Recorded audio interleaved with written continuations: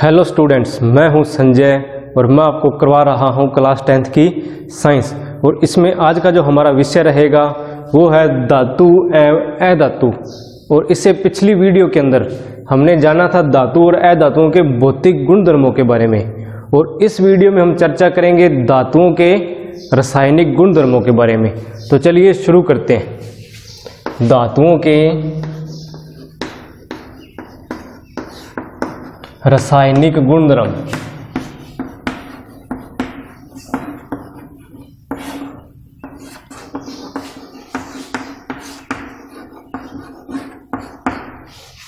सबसे पहले जिस गुणधर्म की हम बात करेंगे वो है धातुओं का वायु में दहन। मीन्स जब धातुओं को वायु में जलाया जाएगा तो क्या रिजल्ट हमारे सामने आएंगे। तो देखिए, धातु ऑक्सीजन के साथ अभिक्रिया करके धातु ऑक्साइड का निर्माण करती है। मीन्स कोई भी धातु हमने ली, जब वो ऑक्सीजन के साथ अभिक्रिया करेगी तब वो क्या करेगी, उसी धातु के ऑक्साइड का निर्माण करेगी। ये बदल जाएगी धातु ऑक्साइड में।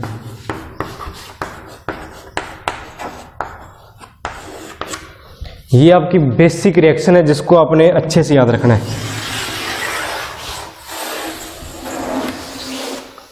ऐसे कि ऐसे आपने नोट करना है इसको।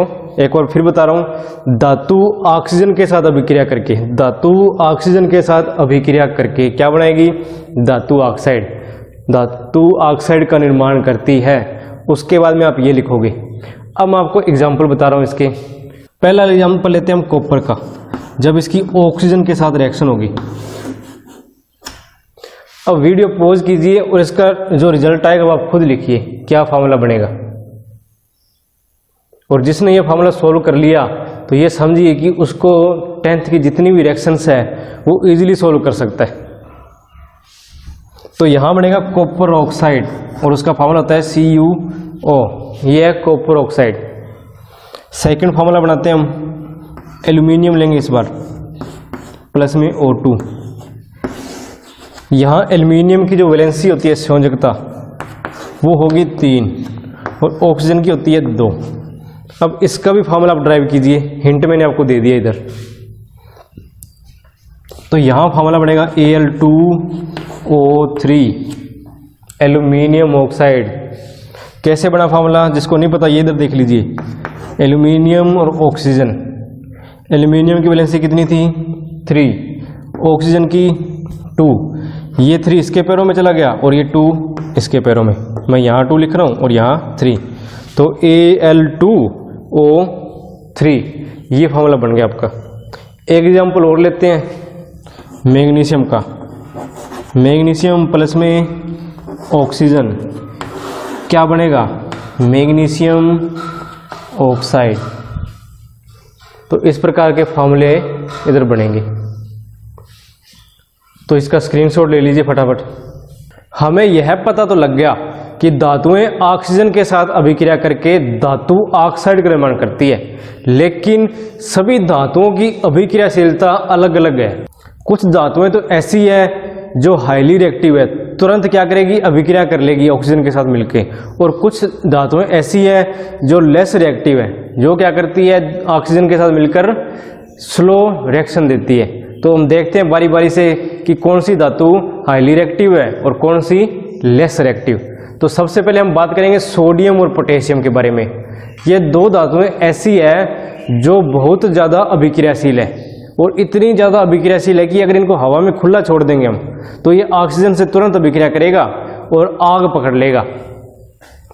तो देखिए पहला पॉइंट, सोडियम व पोटेशियम इतनी तेजी से अभिक्रिया करते हैं कि खुले में रखने पर आग पकड़ लेते हैं। अगर इनको खुले में छोड़ दिया तो ऑक्सीजन से अभिक्रिया करके आग पकड़ लेंगे ये। इसीलिए इन्हें सुरक्षित रखने के लिए भी, ताकि ये आग ना पकड़े, तो इसलिए इनको क्या करें हम, केरोसिन के तेल में डुबो कर रखेंगे। तो कई बार क्वेश्चन आ जाता है भी सोडियम व पोटेशियम को केरोसिन के तेल में डुबो कर क्यों रखा जाता है, तो उसका आंसर आप दे सकते हो कि ये बहुत तेजी से अभिक्रिया करते हैं, जिसके कारण खुले में ये क्या कर लेते हैं, आग पकड़ लेते हैं।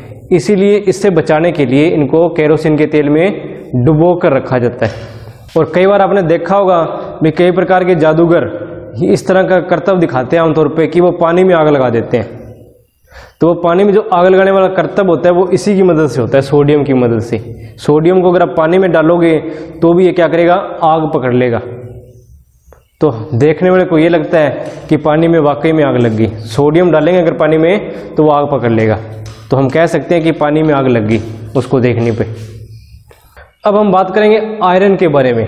तो देखिए, गर्म करने पर आयरन, जिसका फॉर्मूला होता है Fe, इसका दहन नहीं होता। लोहे को हम जला नहीं सकते आग में, लेकिन इसका जो लोह चूर्ण है अगर उसको आग पे डालेंगे तो वो क्या करेगा, तेजी से जलेगा।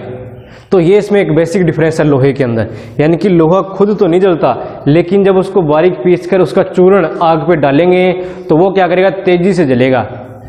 तो ये लोहे के केस में होता है। देखिए, गर्म करने पर आयरन का दहन नहीं होता, लेकिन ज्वाला में जब लोह चूर्ण डालते हैं तो वह तेजी से जलने लगता है। तो ये आपको 3 धातुओं के बारे में मैंने बता दिया, सोडियम, पोटेशियम और आयरन के बारे में। तो फटाफट से इसका स्क्रीनशॉट ले लीजिए। नेक्स्ट है कॉपर। तो देखिए, कॉपर का दहन तो नहीं होता। कॉपर को अगर हम जलाएंगे तो वो जलता नहीं है, लेकिन क्या होता है ना, गर्म कॉपर के ऊपर काले रंग की एक परत चढ़ जाती है, जिसको हम कहते हैं कॉपर ऑक्साइड। काले रंग के कॉपर ऑक्साइड की परत चढ़ जाती है, तो ये कॉपर की रिएक्शन होगी। उसके बाद में हम बात करते हैं सिल्वर व गोल्ड की। तो ये दोनों ऐसी मेटल्स है जो अधिक ताप पर भी ऑक्सीजन के साथ अभिक्रिया नहीं करती। एक बार फिर कह रहा हूं कि सिल्वर व गोल्ड अधिक ताप पर भी ऑक्सीजन से अभिक्रिया नहीं करते। ये दोनों धातुएं ऐसी है जो ऑक्सीजन से अभिक्रिया नहीं करते। नेक्स्ट पॉइंट देखिए, सामान्य ताप पर कुछ धातुएं जैसे मैग्नीशियम, एल्युमिनियम, जिंक और लेड, ये क्या करती है, सामान्य ताप पर भी ऑक्सीजन से अभिक्रिया कर लेती है, और जिसके कारण इनकी सतह पर ऑक्साइड की पतली परत चढ़ जाती है। यानी कि सामान्य ताप पर भी ऑक्सीजन से अभिक्रिया कर लेते हैं, और उस ताप पर इन पे क्या होगा, एक पतली परत चढ़ जाएगी ऑक्साइड की। तो जो ऑक्साइड की परत होगी वो क्या काम करेगी, इनको पुनः ऑक्सीकरण से सुरक्षित रखती है। मीन्स ये कोई धातु का टुकड़ा है, हम इसको एल्युमिनियम की धातु कह सकते हैं। तो जब ये सामान्य ताप पर, यानी कि इस कक्ष ताप की हम बात कर रहे हैं, इस ताप पर भी अगर ये खुले में पड़ी है धातु, तो इसके ऊपर क्या होगा, एक पतली सी परत कुछ इस प्रकार जम जाएगी। और किसकी परत जमेगी, ये जमेगी धातु ऑक्साइड की।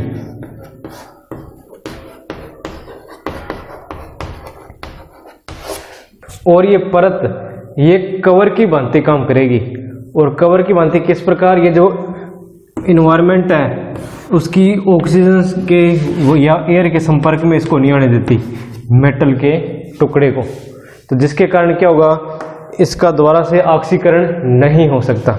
तो इसीलिए ये लाइन कही गई है कि ऑक्साइड की यह परत धातुओं को पुनः ऑक्सीकरण से सुरक्षित रखती है, यानी कि उनका ऑक्सीकरण नहीं होने देती। तो ये है आपका पॉइंट। अब हम बात करेंगे एनोडीकरण की। तो हमने देखा कि किस प्रकार एक एल्युमिनियम की मेटल थी हमारे पास, और उसके ऊपर ऑक्साइड की एक पतली सी लेयर जम चुकी है। अब इसी लेयर को मोटा करेंगे हम, यानी कि एल्युमिनियम ऑक्साइड की जो लेयर है इसको मोटा करने का काम करेंगे, ताकि इसका ऑक्सीकरण ना हो सके, एल्युमिनियम का, इसको बचाया जा सके। और एल्युमिनियम की जो सतह होती है वो चिकनी होती है, जिसके कारण इसके ऊपर हम पेंट नहीं कर सकते। तो इसीलिए हम क्या करते हैं, इसके ऊपर एल्युमिनियम ऑक्साइड की एक मोटी परत जमा कर देंगे, जिसके कारण क्या होगा, इसको आसानी से पेंट भी किया जा सकता है, और इसको कलरफुल पेंट करके हम डेकोरेटिव आइटम्स में यूज कर सकते हैं। तो देखिए ये किस तरह होगा।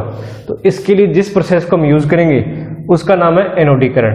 तो एनोडीकरण प्रोसेस में होता क्या है, इसमें हम लेंगे एक कंटेनर, उस कंटेनर में डालेंगे वाटर, और वाटर के अंदर मिक्स करेंगे H2SO4 एसिड, सल्फ्यूरिक अम्ल। 2 इलेक्ट्रोड लेंगे, एक इलेक्ट्रोड लिया और दूसरा लेंगे एल्युमिनियम का इलेक्ट्रोड, या वो मेटल का पीस जिसको हमने, या वो मेटल का पीस लेंगे जिसके ऊपर हमने मोटी ऑक्साइड की लेयर जमा करनी है, एल्युमिनियम का होगा ये, और इसको हम देंगे पॉजिटिव पोटेंशियल और इसको देंगे हम नेगेटिव पोटेंशियल। पॉजिटिव पोटेंशियल को बोलते हैं एनोड, क्योंकि हमने एल्युमिनियम को एनोड बनाया यहाँ, तो इसीलिए इस प्रोसेस को नाम दिया गया है एनोडीकरण, और ये है कैथोड। जब इसमें से इलेक्ट्रिसिटी पास हो रही है तो क्या होगा, तो इस सॉल्यूशन से जो ऑक्सीजन है वो इसके ऊपर डिपॉजिट होना शुरू हो जाएगी, जिसके कारण क्या होगा, एल्युमिनियम के साथ रिएक्शन होगी और इसके ऊपर एक मोटी सी लेयर एल्युमिनियम ऑक्साइड की जमा हो जाएगी। तो जिसके कारण ये जो एल्युमिनियम है ये संक्षारित नहीं होगा, और ये कह सकते हैं हम कि ये बाहरी इन्वायरमेंट के संपर्क में नहीं आएगा, और जिसके कारण क्या होगा, ये एल्युमिनियम ऑक्साइड में नहीं बदल सकता और ये बची रहेगी हमारी मेटल। तो ये है एनोडीकरण की प्रोसेस।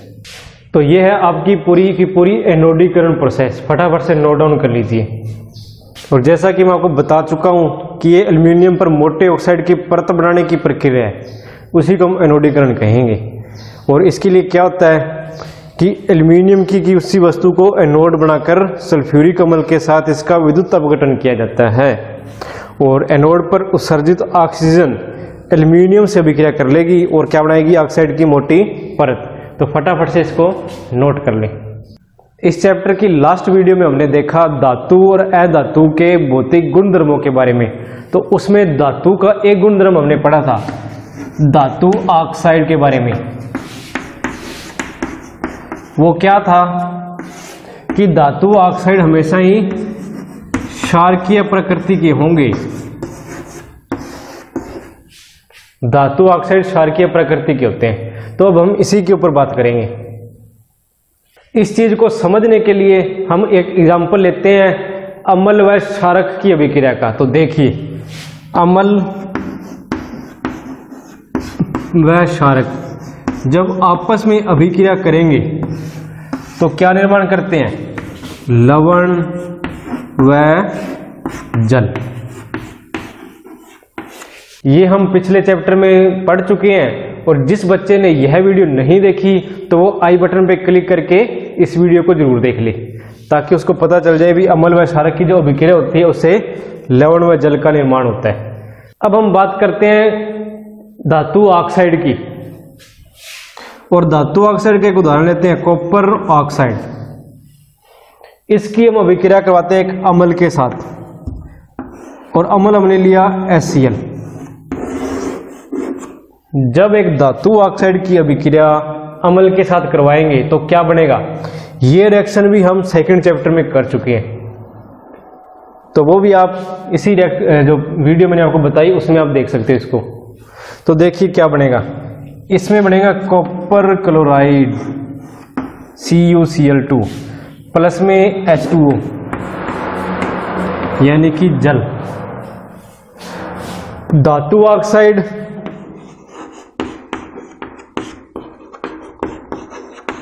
जब इसकी अभिक्रिया करवाई हमने किसी अम्ल के साथ, तो इसने क्या बनाया, ये एक लवण है और साथ में क्या बनाया, जल।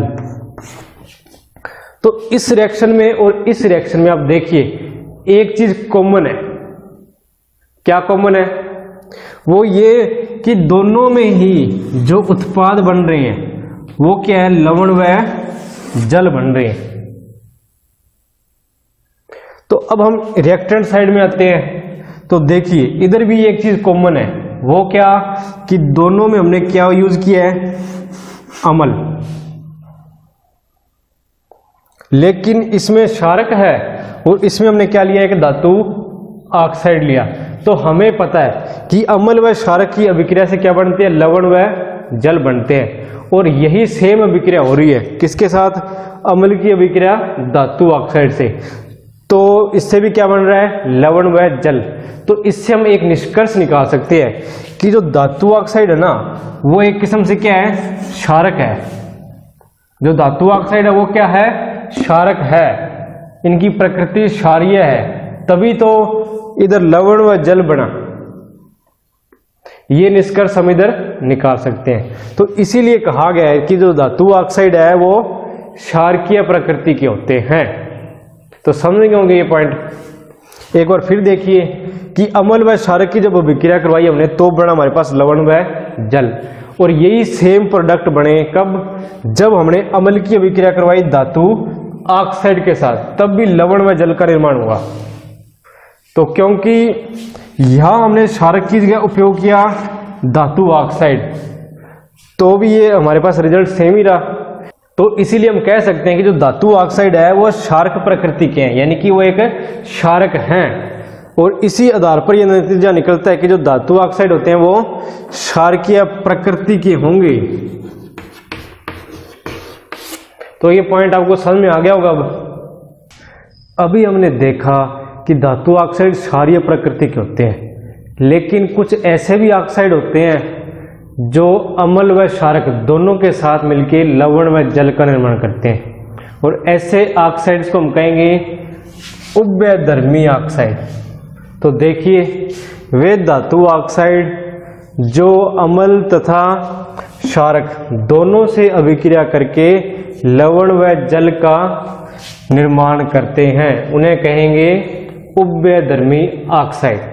तो एक उदाहरण के माध्यम से समझते हैं, और इसका जो उदाहरण है वो हम लेंगे एल्यूमिनियम ऑक्साइड Al2O3। अब इसकी रिएक्शन हम बारी बारी से अम्ल व क्षारक दोनों के साथ करवाएंगे। तो Al2O3 एल्यूमिनियम ऑक्साइड, इसकी रिएक्शन करवाएंगे पहले HCl के साथ। तो क्या फॉर्मेशन करेगा ये पॉजिटिव और ये negative, aluminium chloride AlCl3 aluminium chloride, इसका निर्माण करेगा, प्लस में वाटर H2O। तो ये तो इसकी रिएक्शन थी धातु ऑक्साइड की अम्ल के साथ, जिसमें इसने लवण व जल का निर्माण किया। तो इससे क्या साबित होता है कि इसकी प्रकृति यहां पर कौन सी है, क्षारकीय है। लेकिन ये क्षारक के साथ भी अभिक्रिया करके लवण व जल का निर्माण करते हैं। किस प्रकार, देखिए Al2O3, अब इसकी रिएक्शन करवाने जा रहे हैं क्षार के साथ, वो है NaOH। जब इसके साथ इसकी रिएक्शन होगी तो ये बनाएगा NaAlO2 प्लस में H2O, NaAlO2, इसको बोलते हैं हम सोडियम एल्यूमिनेट, इसका निर्माण करेगा, और ये क्या है, लवण, और साथ में जल का निर्माण हुआ है। तो यहां इसकी प्रकृति आ रही है अम्लीय। तो देखिए किस प्रकार एल्यूमिनियम ऑक्साइड अम्ल के साथ मिलकर एक क्षारक की भांति काम कर रहा है, और वही एल्यूमिनियम ऑक्साइड जब इसको क्षारक के साथ इसकी अभिक्रिया करवाई जाती है तो ये अम्ल की भांति व्यवहार करता है।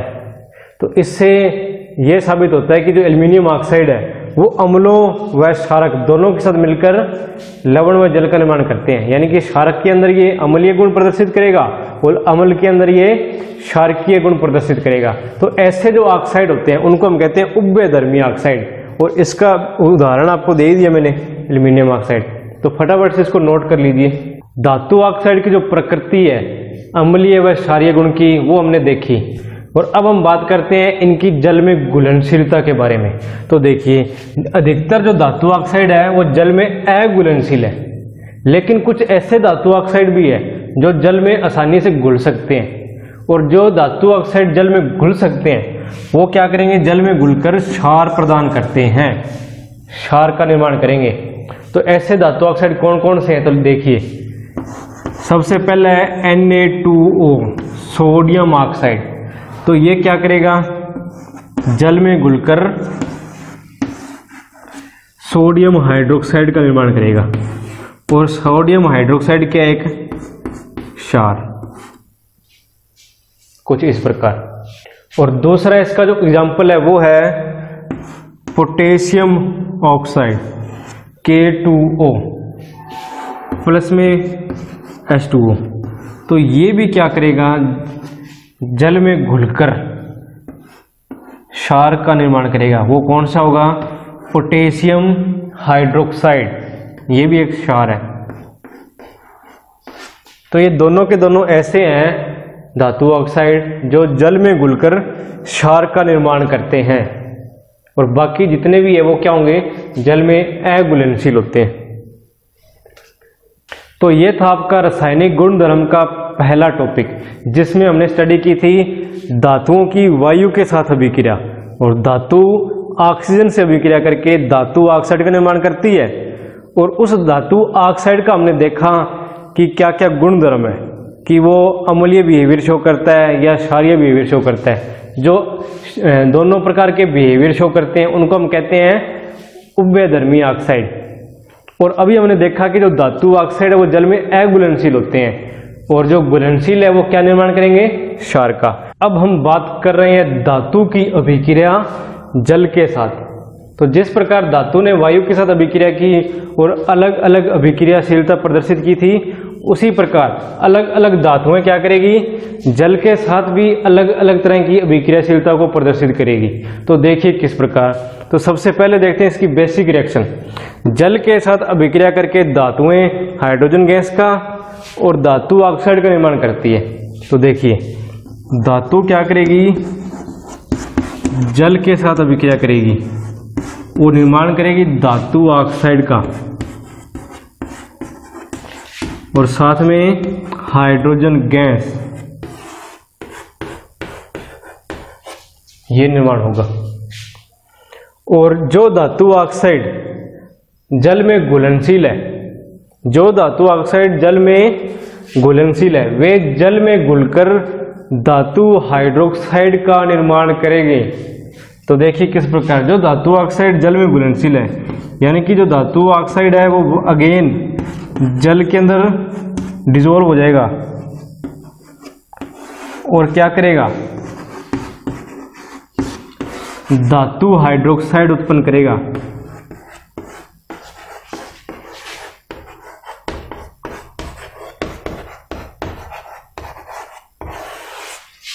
तो ये रिएक्शन है इनकी बेसिक रिएक्शन, जो धातु की जल के साथ अभिक्रिया। और जैसे मैंने कहा कि अलग अलग धातुएं अलग अलग तरह की अभिक्रियाशीलता को प्रदर्शित करती है जब उनकी रिएक्शन हम जल के साथ करवाएंगे। तो ऐसी भी धातुएं हैं जो जल के साथ अभिक्रिया ही नहीं करती। तो अब हम बारी बारी से देखेंगे कि कौन सी धातु जल के साथ किस प्रकार अभिक्रिया करती है। सबसे पहले जिस धातु की अभिक्रिया हम जल के साथ करवाने जा रहे हैं वो है पोटेशियम व सोडियम। और पोटेशियम और सोडियम के बारे में आपको पता है कि ये दोनों धातुएं क्या है, बहुत ज़्यादा अभिक्रियाशील है। ये किसी भी वस्तु के साथ तुरंत अभिक्रिया कर लेती है। तो ऐसा ही कुछ इसके केस में होगा कि ये ठंडे जल के साथ भी तेजी से अभिक्रिया करती है। तो देखिए पोटेशियम व सोडियम जैसी धातुएं ठंडे जल के साथ, यहाँ ये पॉइंट आपने नोट करना है, ठंडे जल के साथ तेजी से अभिक्रिया करती है। और ये जो अभिक्रिया होती है, इस अभिक्रिया को कहते हैं हम ऊष्माक्षेपी अभिक्रिया, क्योंकि इसमें ऊष्मा उत्पन्न होती है। और ऊष्माक्षेपी अभिक्रिया हमने फर्स्ट चैप्टर में की थी। और जिसको ऊष्माक्षेपी अभिक्रिया के बारे में नहीं पता और जिसने फर्स्ट चैप्टर की वीडियो नहीं देखी, तो वो आई बटन पे क्लिक करके फर्स्ट चैप्टर की वीडियो को देख सकते हैं और जान सकते हैं कि ऊष्माक्षेपी अभिक्रिया क्या होती है और अन्य प्रकार की जो रिएक्शंस थी उनके बारे में भी आप जानकारी हासिल कर सकते हो। और ऊष्माक्षेपी अभिक्रिया वो होती है जिसमें ऊष्मा उत्पन्न होती है, और इतनी ऊष्मा उत्पन्न होगी कि इस रिएक्शन में उत्पन्न होने वाली जो हाइड्रोजन है वो तुरंत जल जाती है। तो इसीलिए मैंने आपको कहा था कि जो सोडियम है इसका उपयोग कई बार जादूगर करते हैं यह दिखाने के लिए कि जल में हम, पानी में हम आग लगा सकते हैं, तो वो इस कारण आग लगती है। तो ये कंसेप्ट आपको क्लियर हो गया होगा। तो अब एक एग्जांपल लेके देखते हैं। सोडियम की अभिक्रिया करवाएंगे हम वाटर के साथ। और सोडियम क्या है कि वाटर के साथ अभिक्रिया करके सोडियम ऑक्साइड का निर्माण करेगा, और वही सोडियम ऑक्साइड वापस जल में घुल के सोडियम हाइड्रोक्साइड बना लेगा। साथ में इसमें क्या उत्पन्न होगी, H2 गैस और ऊष्मा,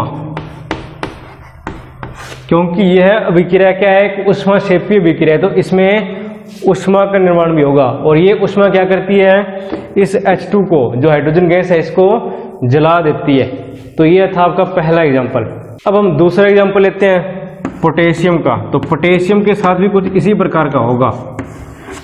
तो देखिए, ये बनाएगा पोटेशियम हाइड्रोक्साइड प्लस में H2 प्लस में ऊष्मा। तो इसके अंदर भी सेम वही प्रोसेस कि पोटेशियम और जल की अभिक्रिया में पोटेशियम हाइड्रोक्साइड का निर्माण हुआ और साथ में H2 गैस और ऊष्मा। और ये ऊष्मा क्या करेगी, इस H2 को तुरंत जला देगी, और जिसके कारण हम कह सकते हैं कि पानी में आग लग चुकी है। तो ये आपकी अभिक्रिया है पोटेशियम व सोडियम की जल के साथ। और सोडियम और पोटेशियम क्योंकि बहुत ज़्यादा रिएक्टिव है, तो इसलिए क्या करेंगे, ठंडे जल के साथ ही अभिक्रिया कर लेते हैं। अब हम करवा रहे हैं कैल्शियम की अभिक्रिया जल के साथ। तो कैल्शियम की जो जल के साथ अभिक्रिया होती है वो होती है धीमी अभिक्रिया। ये बिल्कुल स्लो रिएक्शन है। और इसके अंदर क्या होगा कि जो हाइड्रोजन गैस प्रोड्यूस होती है, तो वो उसके जो बुलबुले हैं वो क्या करेंगे, कैल्शियम के साथ चिपक जाएंगे, इसकी सतह पर चिपक जाएंगे, कैल्शियम की सतह पे, और जिसके कारण कैल्शियम हल्का होकर तैरने लग जाता है। तो ये इसकी पहचान है कि कैल्शियम हल्का होकर तैरने लग जाएगा, कारण क्योंकि जो हाइड्रोजन गैस के बुलबुले हैं वो कैल्शियम के ऊपर चिपक जाएंगे, जिससे वो तैरने लग जाता है। इसका एग्जाम्पल देखिए, कैल्शियम प्लस में वाटर, तो इनकी रिएक्शन से मिलेगा कैल्शियम हाइड्रोक्साइड और साथ में H2। तो ये इसकी रिएक्शन है। तो आप इसके बारे में लिख सकते हो कि एक धीमी अभिक्रिया है। और इस अभिक्रिया के बाद में क्या होगा, जो हाइड्रोजन गैस उत्पन्न होती है वो कैल्शियम के साथ चिपक जाएगी, जिसके कारण जो कैल्शियम है वो तैरने लग जाता है। अब देखिए मैग्नीशियम की अभिक्रिया जल के साथ। तो मैग्नीशियम ठंडे जल के साथ अभिक्रिया नहीं करता, और ये क्या करता है, गर्म जल के साथ अभिक्रिया करेगा और बनाएगा मैग्नीशियम हाइड्रोक्साइड व हाइड्रोजन।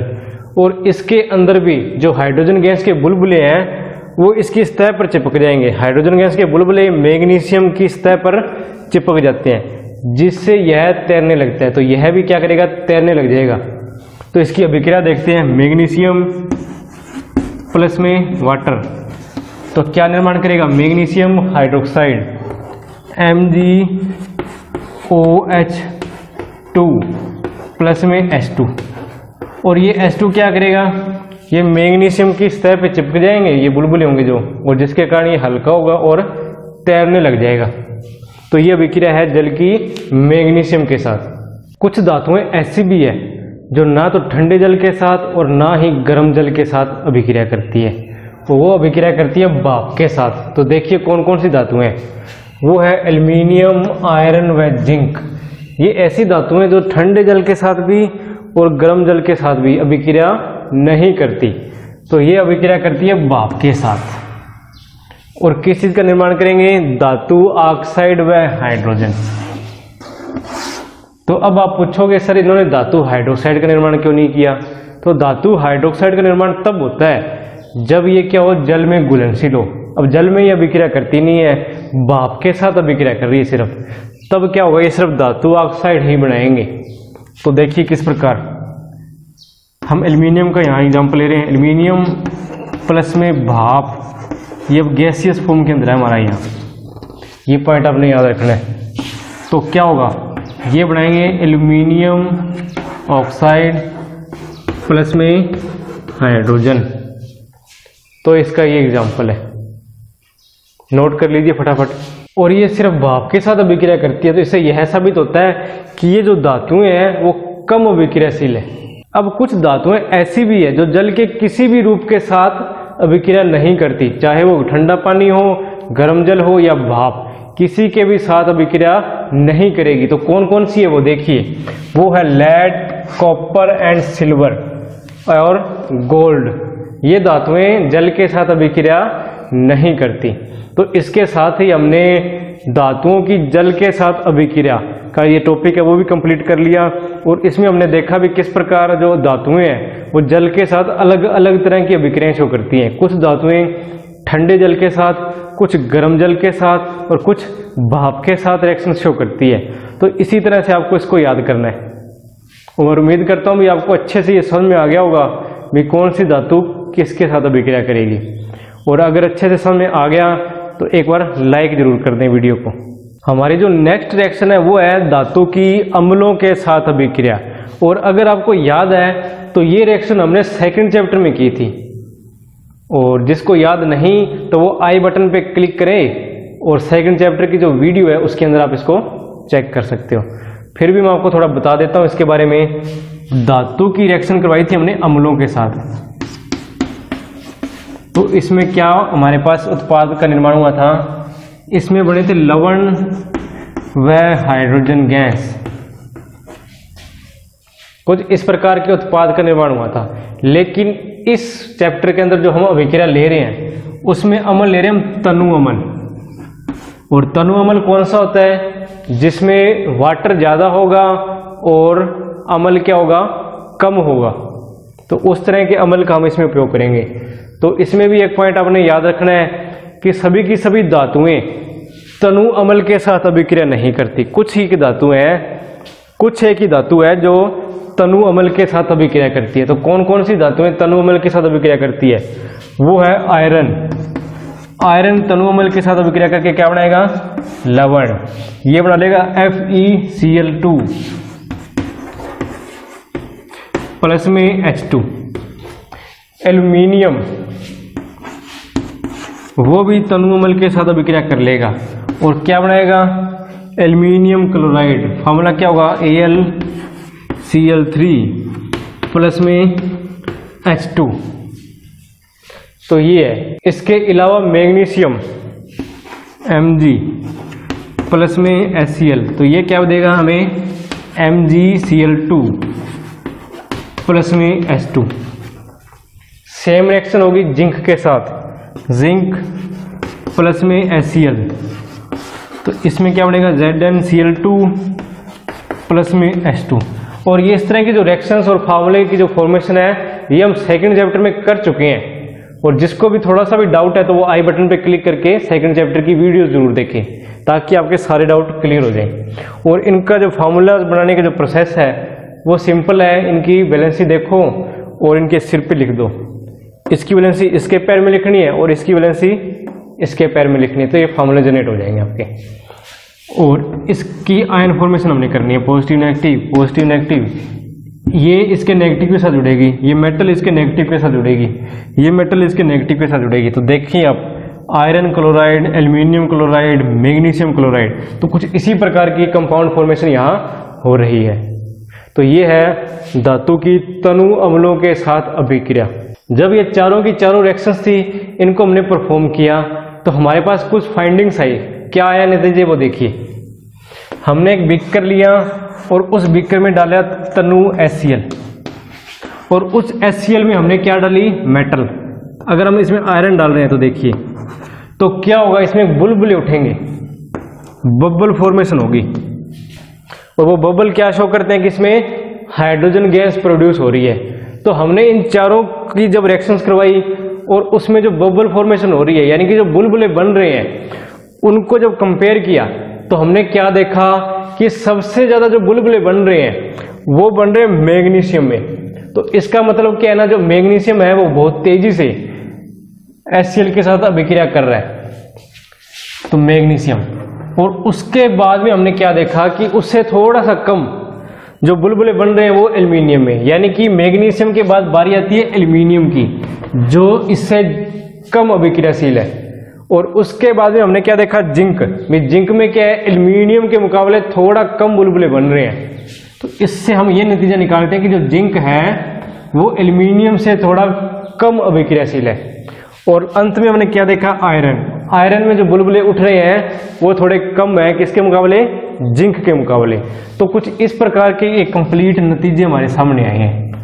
तो जिससे क्या साबित होता है कि मैग्नीशियम ये अधिक अभिक्रियाशील है, सबसे अधिक अभिक्रियाशील है किसके मुकाबले, एल्यूमिनियम, जिंक और आयरन के मुकाबले। और आयरन क्या है, सबसे कम अभिक्रियाशील है किसके मुकाबले, मैग्नीशियम, एल्युमिनियम और जिंक की तुलना में। और एल्युमिनियम क्या है, मैग्नीशियम से कम अभिक्रियाशील और जिंक और आयरन की तुलना में अधिक अभिक्रियाशील है। इसी प्रकार हम जिंक के बारे में कह सकते हैं कि ये आयरन की तुलना में अधिक अभिक्रियाशील है और मैग्नीशियम और एल्युमिनियम की तुलना में कम अभिक्रियाशील। तो ये हमारे पास एक अभिक्रियाशीलता श्रेणी आ गई यहाँ पर, जिससे हमें पता लगा कि कौन सी धातु अधिक अभिक्रियाशील है और कौन सी कम। तो ये फटाफट से नोट कर लीजिए। अब हम बात कर रहे हैं अक्वा रेजिया के बारे में। तो अक्वा रेजिया क्या है, बेसिकली अगर हम बात करें तो ये HCl और HNO3 मीन्स ये है हाइड्रोक्लोरिक एसिड और ये क्या है, नाइट्रिक एसिड। इन दोनों की कंसंट्रेटेड फॉर्म यानी कि सांद्र, और सांद्र विलयन कौन सा होता है, जिसमें अम्ल ज्यादा हो और वाटर क्या हो, कम हो। तो उस फॉर्म का हमने यूज किया है, HCl और HNO3। इन दोनों का ताजा मिश्रण यानी कि अभी मिक्स किया और अभी हमने यूज कर लिया, तो वो जो सॉल्यूशन है उसको हम कहते हैं अक्वा रेजिया। और इसको एक निश्चित अनुपात में मिलाया जाता है। और क्या अनुपात है वो अनुपात है 3:1। तो देखिए 3:1 के अनुपात में सांद्र हाइड्रोक्लोरिक अम्ल व सांद्र नाइट्रिक अम्ल का ताजा मिश्रण है। और अक्वा रेजिया के बारे में हम स्टडी क्यों कर रहे हैं, क्योंकि ये क्या कर सकता है, गोल्ड व प्लेटिनम इनको भी गला सकता है। और गोल्ड आपको पता ही है कि मोस्ट लेस रिएक्टिव एलिमेंट है, ये सबसे कम अभिक्रियाशील है गोल्ड, और इसको भी ये क्या कर सकता है, गला सकता है। तो इसीलिए ये सॉल्यूशन इंपॉर्टेंट है। तो फटाफट से इसका स्क्रीनशॉट ले लीजिए और एग्जाम के वे से भी ये इंपॉर्टेंट है।